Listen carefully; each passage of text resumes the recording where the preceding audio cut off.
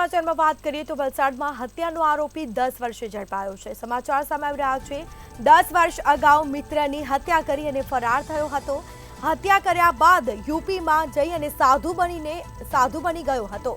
તો યમુના નદીના કિનારે સ્મશાનમાં આ આરોપી રહેતો હતો। સાધુનું વેશ ધારણ કરી એસઓજીની ટીમે સાધુ વેશમાં જ આરોપીને પકડી પાડ્યો। તો સમાચાર સામે આવી રહ્યા છે। સમગ્ર મામલે વલસાડ એસઓજી પોલીસે આરોપીને સાધુ વેશમાં જ ઝડપી પાડ્યો છે।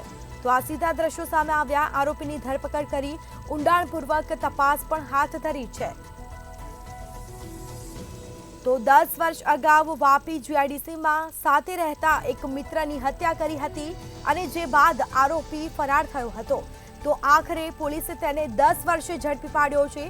10 વર્ષથી સાધુના વેશમાં ફરતો હતો। યુપીમાં યમુના નદીના કિનારે સ્મશાનમાં રહેતો હતો।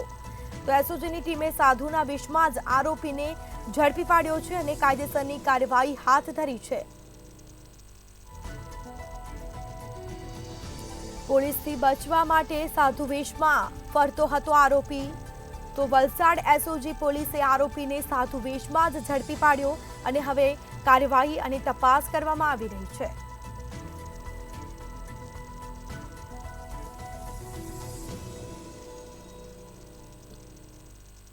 તો આરોપીની ધરપકડ કરી તેની ઊંડાણપૂર્વક તપાસ હાથ ધરાશે।